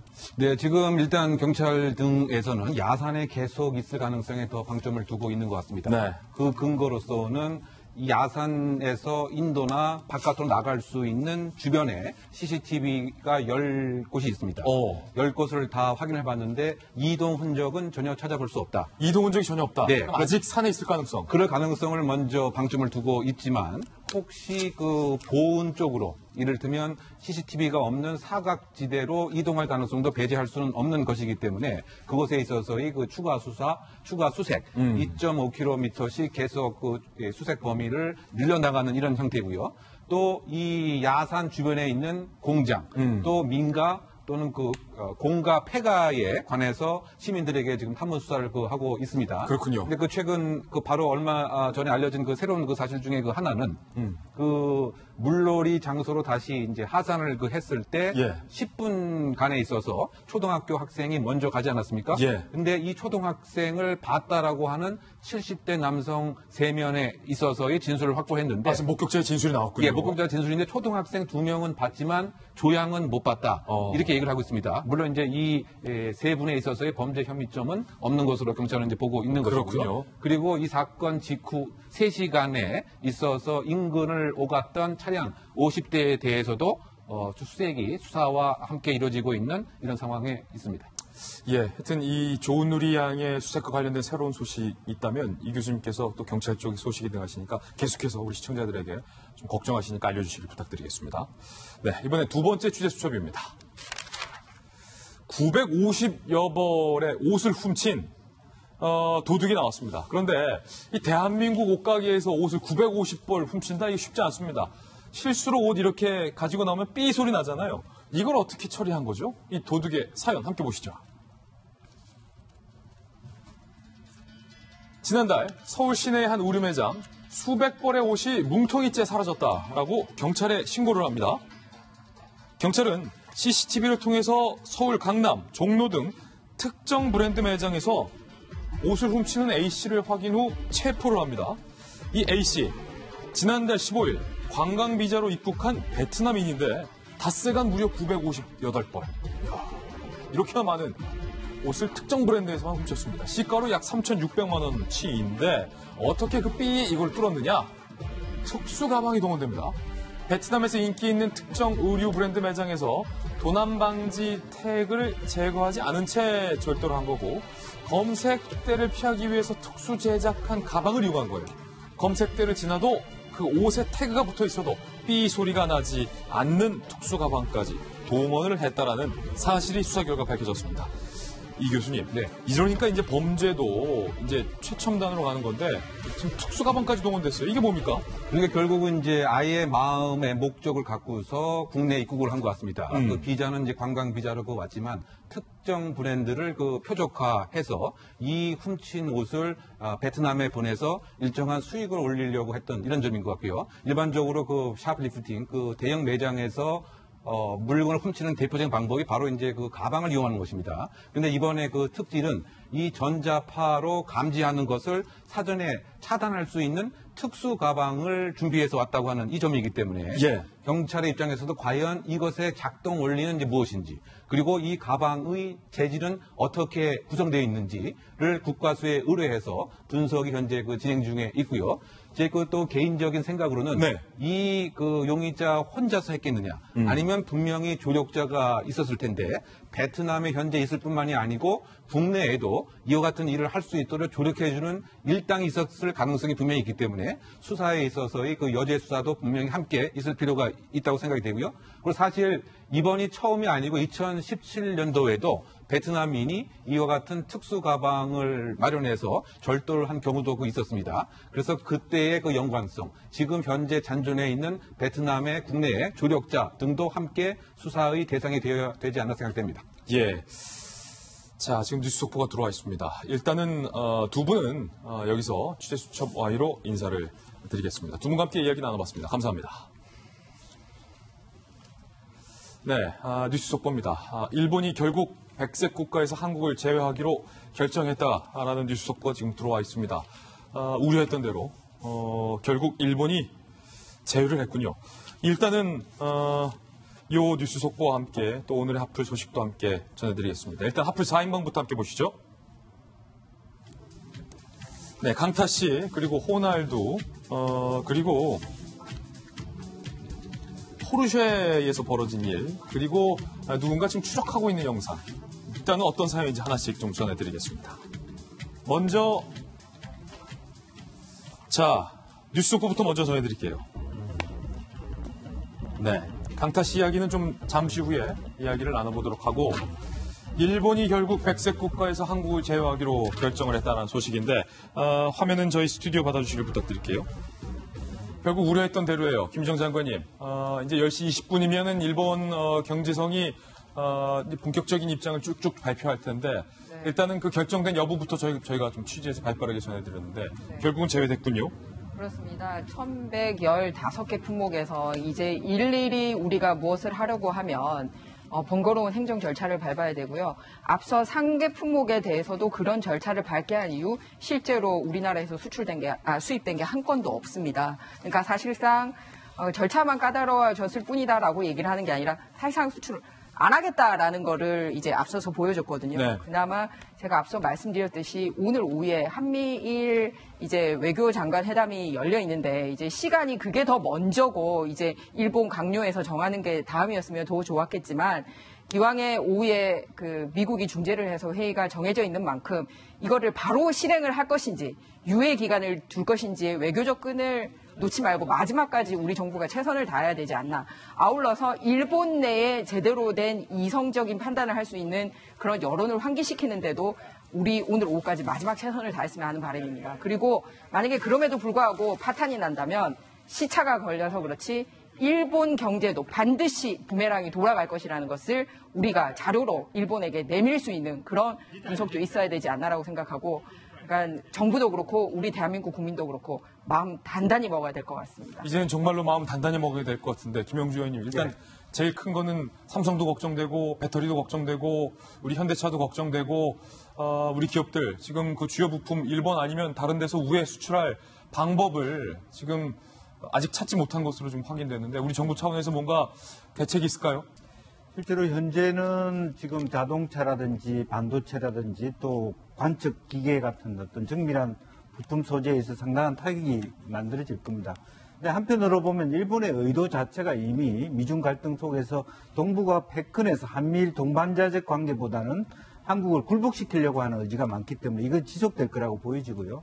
당황하기보다는 하나하나 어떤 일본과 대화로 풀 건 대화로 풀고 또 장기적으로 투자할 것은 투자해서 슬기롭게 국민들이 한마음 한뜻으로 극복해야 될 겁니다. 다만 이것을 어떤 반일 감정으로 몰아세우는 그런 부분으로 치닫지 않게 면밀하게 조절하면서 예. 실제적으로 그나마도 이 그 내용 속에서는 일본 경제가 생각만큼 이렇게 잘 나가는 것도 아니거든요. 예. 그런 초조감이 있습니다. 그래서 미래의 혁신 성장에서 우리가 주도권을 질 수 있는 어떤 힘이 있다는 것을 믿고 차분하게 대응을 잘 했으면 좋겠다는 생각입니다. 예. 잠시 후 또 다른 뉴스 속보 들어오면 여러분께 상세하게 전해드리겠습니다. 첫 번째 하플 주인공 만나보시죠. H.O.T의 강타 씨가 오늘의 첫 번째 하플 주인공입니다. 어제 하루 사이 두 번의 열애설이 휩싸였습니다. 먼저 이날 오전 레이싱 모델 우모 씨가 강타와 찜질방 데이트를 즐기는 영상을 본인의 SNS에 올렸다가 삭제하면서 열애설이 불거졌는데요. 해당 영상을 먼저 보시죠. 지금 찜질방에 왔는데 네네. 여기 막 이상해요. 네네, 고객님 어떤 문제가 있으십니까? 이상해요. 막 여기 예쁜 애가 막 누워있어요. 여기요. 너무 예쁘시면 용기 있게 다가가셔서 뽀뽀하시면 됩니다. 그런데 이 열애설이 사그라들기도 전인 같은 날 오후 배우 정유미와 2년째 열애 중이라는 한 매체의 보도가 이어진 겁니다. 레이싱 모델 우모 씨와 또 정유미 씨. 강타 측은 두 건의 열애설을 모두 부인한 상황. 우모 씨와의 열애설에 대해서는 몇 년 전 끝난 사이라며 그녀가 실수로 영상을 올렸다 삭제했다고 해명. 정유미와의 열애설 역시 친한 동료일 뿐이라고 일축했습니다. 그런데 이번 열애설을 두고 누리꾼들 사이 이른바 양다리설까지 제기되고 있습니다. 그 증거로 우모 씨와 정유미 씨가 지난해 같은 시기 H.O.T 콘서트를 방문한 점, 공교롭게도 세 사람 모두 같은 판다 인형을 가지고 있다는 점, 더 나아가 지난 2월 강타와 정유미의 제주도 목격담이 재조명되면서 양다리 의혹이 더 거세지고 있는데 게다가 우모 씨의 뒤늦은 해명이 또 다른 논란을 낳고 있습니다. 강타와 작년에 헤어졌고 최근에 다시 만남을 갖고 있다는 것. 그러니까 이 세 사람의 입장이 뭐 다 안 맞아요. 뒤죽박죽. 현재 강타 측은 첫 번째 입장 표명 이후 별다른 반응을 내지 않고 있는 그런 상황입니다. 김병민 박사님, 네. 누리꾼들은 사실은 이게 공분하고 있어요. 이게 양다리냐 아니냐. 요거를 좀 가려내는 게 상당히 좀 강타 씨 입장에서도 중요할 것 같은데. 벌써부터 말이 조금 안 맞는 게 있는데요. 우모 씨와는 지금은 아무 사이가 아니다라고 강타 씨 측에서는 해명하고 있지만 우모 씨 입장에서는 과거에 만났다가 헤어진 적이 있었고 지금 다시 조심스럽게 알아가는 중이다. 그 과정 속에서 이러한 영상, 옛날에 찍었던 영상들이 공개된 것이다라고 하고 있는데요. 일단 저 영상만 보게 되면은 둘이 거의 연인 관계다라고 하는 것들을 부정하기는 어려운 상황인 것 같습니다. 저렇게 얼굴이 많이 알려진 연예인 강타 씨 같은 경우가 찜질방에 가서 저렇게 영상을 찍는 것도 사실은 쉽지 않다라는 생각이 드는데요. 굉장히 좀 달콤한 모습들을 보여주고 있는 것은 지금 현재 강타 씨가 미혼이기 때문에 얼마든지 가능한 것 같은데 세간에서 강타 씨를 좋아했던 팬들 입장에서는 정유미 씨와 만나는 과정 속에서 저렇게 양다리를 걸친 것 아니냐라고 하는 의혹이 증폭되고 있지 않습니까? 실제로 정유미 씨 같은 경우는 강타 씨의 오랜 팬이었다고 합니다. 그러니까 우리가 어린 시절을 추억해보면은 H.O.T가 갖고 있었던 그 정말 엄청난 영향력들 그리고 많은 팬들이 그 H.O.T 5명 멤버 중에서도 특히 강타 씨를 좋아했던 여성 팬들이 정말 적지 않았던 것 같거든요. 그래서 만약에 지금 세간에서 의혹이 있는 것처럼 저렇게 만남을 가지면서 양다리를 거쳤다고 하면 강타 씨에 대한 믿음을 가지고 있었던 팬들 입장에서 큰 충격이 아닐 수 없고요. H.O.T의 공연에서도 두 사람이 함께 같이 간 것이 아니냐라고 하는 의혹까지 제기가 되고 있는 만큼 여기에 대한 진실을 찾고자 하는 팬들의 마음들은 앞으로 좀 쉽게 간단하게 끝날 것 같지는 않다는 생각이 듭니다. 예, 김 소장님. 네. 특히 H.O.T 팬분들이 되게 열정적인 그 사랑으로 되게 유명한데요. 특히 강타의 팬분들이 칠연 부인이라고 자신을 칭할 정도로 강타 씨에 대한 사랑이 되게 남다릅니다. 그렇기 때문에 이런 부분에 있어서 강타 씨는 빨리 지금 다른 입장을 정리하고 있는 부분들을 다시 입장을 밝혀야 된다라는 생각이 드는데요. 특히 우모 씨가 실수로 SNS에 이런 사진을 올렸다고 하는데 사진까지는 실수로 올릴 수 있습니다. 하지만 해시태그라든지 강타분을 이제 태그를 했다든지 이런 부분들을 실수라고 보기는 좀 어려울 것 같습니다. 심리학의 대가 프로이드 선생은 이런 얘기를 했습니다. 어떤 행동도 어떤 말도 실수가 죄송합니다. 어떤 행동도 어떤 말도 의도가 다 있다라고 이야기를 했습니다. 그런 것처럼 아마 우모 씨가 어떤 마음인지 모르겠지만 저는 실수를 올렸다라기보다는 어떠한 심리적인 마음의 동요가 있어서 이런 것들을 올린 것이 아닌가라는 생각이 듭니다. 예, 하플 첫 번째 소식 전해드렸고 지금 일본발 추가적인 뉴스 속보가 들어와서 좀 전해드리겠습니다. 일본으로부터 지금 영상도 들어오고 있는데요. 함께 보시죠. 일본의 경제 산업상 세코 히로시게가 지금 발표를 하고 있는 겁니다. 백색 국가에서 대한민국을 제외한다라는 결정일 것 같은데요. これまで4666件の意見提出がありました。これは多数決等ではありませんので、あまりこの中身の度合いがどうかというのはこれは他のパブコメでもあまり言っておりませんけれども、あえてお尋ねでありますのでお答えをいたします。 일본 경제의 주무부처 수장입니다. 세코 히로시게 경제산업상이 최종 서명을 했어요. 그리고 아베 총리가 연서한 뒤에 공포 절차를 걸쳐 그 시점으로 21일 후에 시행이 된다. 7일 공포하고 28일부터 이제 시행이 되는군요. 지금까지 미국과 영국 등 서방 국가 외에 한국과 아르헨티나, 호주, 뉴질랜드 등 일본과의 어떤 경제적 우방 27개국에서 대한민국만 지금 빠지게 되는 결정에 대해서 지금 일본 당국이 세코 히로시게 경제산업상이 현재 발표를 하고 있는 그런 상황입니다.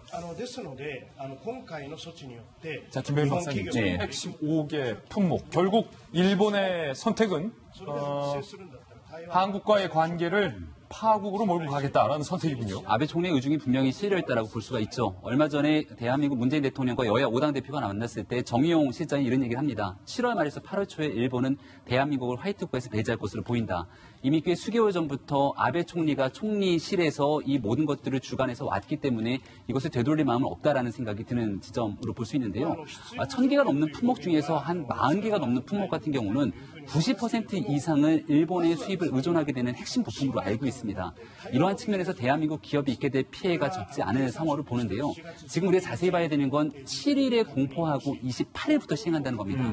아직까지 시간이 조금은 남아있다라고 볼 수가 있는 지점이 있고요. 앞서 ARF라고 하는 아세아 안보 지역 포럼에서 한미일 외교장관이 만나서 문제를 풀어가기 위한 해법들을 도모하기 위한 대화를 좀 나누기 시작할 것이고요. 미국도 사태의 심각성을 충분히 인지하고 있습니다. 특히나 실리콘밸리 같은 경우는 어떤 얘기까지 나오고 있냐면 미국과 중국이 가지고 있는 무역 갈등 못지않게 대한민국과 일본이 가지고 있는 이 경제적인 갈등들이 심화되게 되면 세계적인 무역 질서에 미치는 영향이 굉장히 클 수밖에 없다는 얘기를 하게 됩니다. 따라서 일본의 이 같은 조치에 대해서 국제사회 여론이 그렇게 좋지가 않은 상황이 분명하기 때문에 대한민국에서는 국제적인 여론 문제를 환기하는 것은 당연한 일로 볼 수 있고요. 특히 미국과의 관계를 통해서 이 28일 최종적으로 시행되기 전까지 다시 한번 시간이 좀 남아있다라고 하는 측면들을 바탕으로 외교적인 해법을 마지막까지 모색하기 위한 노력들은 끊임없이 꾸준히 해나갈 수밖에 없는 그런 지점으로 봅니다. 자, 결국에 우리 청와대가 예고했었잖아요. 문재인 대통령이 대국민 담화 수준의 취임 후 아마 처음일 것 같은데 메시지를 지금 준비하고 있다라는 얘기까지 지금 나오고 있는 건데 김영주 의원님, 과연 청와대가 어떤 메시지, 대통령이 어떤 대책, 국민들 앞에 무슨 이야기를 할 수 있는 걸까요, 지금 상황에서? 한편으로는 어쨌든 경제 산업계에 미칠 영향을 최소화하기 위해서 긴밀하게 하고 또 R&D라든지 투자할 것을 하겠다고 하지만 한편으로는 일본이 말하자면 2차 세계대전에 대한 어떤 그 과거사 문제를 저런 식으로 비정상적으로 푸는 것이기 때문에 거기에 대해서 침묵하고 굴종할 수만은 없다라고 하는 측면에서의 우리 국가가 갖고 있는 어떤 정당성에 대한 강조도 하지 않을까 그렇게 생각이 들고요. 더군다나 실제적으로 8.15를 앞두고 있는 이 시점에서 조금 더 그런 부분을 지나치게 감정적으로 몰아가서는 안 되겠습니다만 실질적으로 말하자면 전후 세계의 복구를 아베가 말하자면 미국에 요청하고 있다는 측면에서 우리가 국민들이 차분하게 보고 힘을 모아서 슬기롭게 대처하고 극복하자 이런 메시지를 담지 않을까 그렇게 생각이 듭니다. 예, 청와대 발 메시지가 나오면 여러분께 뉴스 속보로 전해드리겠습니다. 두 번째 하플 주인공 만나보시죠. 호날두의 노쇼 후 폭풍이 거세게 이어지고 있습니다. 지난 26일 호날두는 팀 K리그와의 친선 경기에서 계약 조항을 어기고 출전하지 않았죠. 분노한 팬들은 호날두의 SNS로 몰려가 공식 해명을 요구하며 한국어로 비난 댓글을 달았는데 어제 호날두의 SNS에 한글로 댓글을 단 누리꾼이 공감수 1000개인 자신의 댓글이 삭제됐다며 아무리 지워도 5천만 원 너의 치졸함을 알고 있다라고 호날두를 비난한 거예요. 이는 호날두가 한국 팬들의 항의 댓글을 칼같이 삭제하는 것으로 무언의 답을 하고 있다는 것. 그러니까 호날두가 한글을 모르잖아요. 한국어 댓글만 골라서 지우고 있다는 거예요. 야, 황당하네. 하지만 댓글을 지우는 것에도 한계가 있을 터. 여전히 많은 한국 팬들이 호날두가 지우는 속도보다 더 빨리, 더 많이 한글 댓글을 달고 있다는 거예요. 못당해요, 호날두. 아무래도 호날두의 공식 입장이 나올 때까지는 쉽게 가라앉지 않을 것으로 보입니다. 한편 날두하다, 날두하고 싶다라는 신종어까지 나왔어요. 바로 출근만 하고 아무 일도 하고 싶지 않다는 뜻. 호날두가 45분 출전을 약속하고 1분도 출전하지 않은 것을 비꼰 신조어입니다. 호날두 노쇼에 탄생한 이 신조어는 빠르게 유행하고 있는데 어떻게 쓰이는 말인지 저희가 사전 형태로 한번 만들어봤어요. 신종어, 우리말 고운말, 날두하다. 날두하다는 돈은 받았으나 그만큼 일을 하지 않는다는 뜻. 두 번째 뜻은 돈값을 못한다는 뜻. 세 번째 날두하다의 뜻은 마땅히 해야 할 일을 하지 않는다.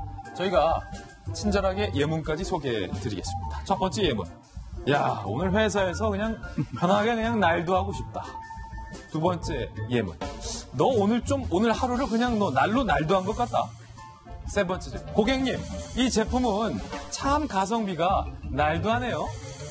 네 번째. 아, 부장님, 지금 저희 다 열심히 일하고 있는데, 아, 부장님만 지금 일 안 하고, 날두하지 마세요. 뭔가 네 번째에 저의 감정이 실리지 않습니다. 아, 부장님 날두하지 마세요. 이렇게 쓰이면 된다라는 건데, 김희정 장관이. 훨씬 더 심각하죠. 저희 먼저 이제 인터넷 관련돼서는 우리 인터넷 변환기 돌려서, 국제 언어로 여러 가지 다양한 언어로 다 올려봤으면 좋겠습니다. 예. 그 국제 언어 변환기 잘 되어 있거든요. 그리고 호날두는 자기가 혼날만두 하다라는 걸 모르는 것 같아요. 그래서 제가 그 프로 선수로서의 그 저질 체력이라는 걸 스스로 밝혔다라고 얘기를 했는데 역시 날두하다하고 관련돼서 이렇게 돈과 관련된 얘기를 하고 싶어요. 진정한 축구인이라면 축구를 좋아하니까 축구를 잘해서 돈도 따라오는 거잖아요.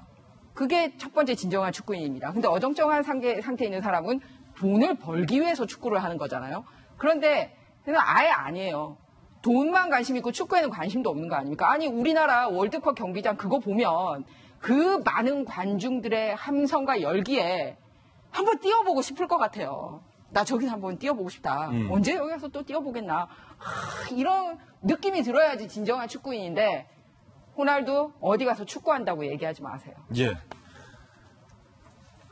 김희정 장관님이 호날두를 정확하게 정의 내렸네요. 혼날만두의 약자다. 혼날만두의 약자다. 혼날만두의 약자. 날도 더운데 날도 하시죠. 이런 신조어가 생기지 않을까. 언어 유희 장렬입니다. 예. 정말 그야말로 어떤 국제사회에서 한국 사람들이 얼마나 집요하고 또 실제적인 어떤 열정적인 것을 가지고 있는가를 한번 본때를 보여줄 필요가 있고요. 예. 그런 면에서 우리 국민들도 열정을 보이지만 한편으로는 더티 플레이는 하지 않았으면 좋겠습니다. 그래서 다시 한번 저들에게 사과할 수 있는 기회를 주면 좋지 않겠나. 그렇죠? 예. 그리고 또 축구 전문가. 사실은 뭐 축구 관련된 방송도 하고 있고 또 축구 관련된 소송도 많이 하고 있는. 본인이 또 축구도 잘하고. 손수 변호사께서는 요 날두하다라는 신조어에 대해서 어떻게 보세요? 우선 축구를 굉장히 좋아하고 그럼요. 축구장을 많이 찾는 분들뿐만 아니라 그동안 축구장을 잘 가지 않으셨던 분들, 해외 축구만 좋아하시는 분들도 이번에 큰 눈 들여가지고 경기장 가셨거든요. 정말 그런데 현장에서 그런 배신감을 느꼈기 때문에 여러 가지 그런 좀 분노가 계속해서 유지되는 것 같고요. 또 중요한 건 누구든 계약을 위반하거나 또는 실수를 하거나 다른 사람에게 잘못할 수 있어요. 중요한 건 그 후에 사후 대처입니다. 그런데 호날두 선수뿐 아니라 소속 구단인 유벤투스 구단에서도 이렇다 할 좀 긍정적인 반응이 전혀 없는 상황입니다. 그렇다 보니 축구를 굉장히 계속해서 좋아하시던 분들뿐만 아니라 이거를 우리나라, 우리 국민에 대한 어떤 모욕으로 많은 분들이 인식을 하고 있거든요. 더군다나 일본과의 어떤 대결 국면 또는 우리 국민이 다른 나라로부터 무시를 당했다. 이거 우리나라가 제대로 대응을 못하는 거 아니냐라고 하는 그런 안타까움과 좀 분노가 많이 있는 상황에서 또 호날두가 이런 행위를 했기 때문에 더욱더 많은 분들이 분노하시는 것 같고요. 우리 그 프로축구 연맹도 유벤투스 측에 공문을 보냈습니다. 잘못했다, 사과하라라고 했는데 거기에 대한 답도 사실 없습니다. 더군다나 잘못한 거 없다는 그런 답까지 있는 상황에서는 앞으로 계속해서 이런 상황이 유지될 것이고, 또한 그렇다면 우리 국민들이 이런 그 호날두라는 선수뿐만 아니라 이제 이탈리아 또는 포르투갈 이런 외국에 대한 그런 그 국가에 대한 이미지까지 안 좋아질 수 있는 그런 안타까운 상황으로 이어질 가능성도 없지 않아 있을 것 같습니다. 예, 오늘 그 일본발 중요한 뉴스 속보 때문에 저희들이 하풀 4가지 소식을 전해드렸는데 2가지 소식밖에 전해드리지 못했다는 점 여러분들에게 양해를 부탁드리겠습니다. 대신 저희는 60초 후에 힐링 뉴스로 돌아오겠습니다. 네, 오늘 힐링 뉴스의 주인공은요, 한 아이의 아버지이자 한 가족의 가장인 남성이 실직을 했습니다. 그래서 이 남성이 기발한 방법을 생각해냈어요. 그 방법은 바로 이겁니다. 정말 날도 더운데 본인의 이력서 300장을 준비해서 고속도로 한복판에서 이렇게 피켓 들고 제 이력서입니다. 그냥 계속 나눠주기 시작했습니다. 도로 한가운데서 이력서를 돌린 실직자, 애리조나주 피닉스에 사는 패트릭 호아그랜드. 아빠예요, 아이 아빠. 아내와 맞벌이를 했는데 예상치 못한 실직으로 가정 경제가 어려워진 거예요.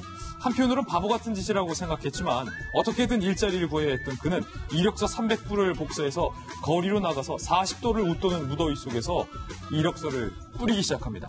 그런데 그때 마침 마케팅 회사 CEO가 이 이력서를 받아보고 감동을 한 거예요. 그런데 안타깝게도 이분의 전직 직업이 금속 재활용 회사에서 지게꾼으로 일했기 때문에 마케팅 회사에서 쓸래야 쓸 수가 없는 거예요. 그래서 이 CEO가 우리 회사는 못 쓰겠지만 이 사람을 내가 한번 마케팅해보자 라고 해서 그의 이력서와 땀을 뻘뻘 흘리는 모습, 그리고 그의 스토리를 SNS에 한편의 마케팅으로 올리기 시작해서 기적같이 이 아버지에게 지금 수백 통의 취직 제안서가 쏟아지고 있다고 합니다. 와, 정말 한 남자의 인생을 바꾼, 안 되면 저렇게라도 좀 해봐야 되려나 봐요. 300장 뽑고 길거리에 나서는 저 간절함, 소원이 아마 이뤄진 것 같습니다. 이제 이분은 골라서 취업할 입장이잖아요. 얼마나 좋을까? 골라서 좋은 데 취업하시길 응원하겠습니다.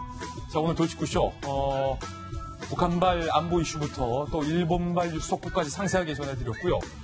계속되는 채널의 이 프로그램에서 일본발 이 경제 위기에 대한 자세한 이야기도 전해지니까 많은 시청 부탁드리겠습니다. 뉴스 A 라이브에서 이어집니다. 이번 한 주도 정말 고생 많으셨습니다. 좋은 주말 보내시고 저희들은 다음 주 월요일 아침에 찾아뵙겠습니다.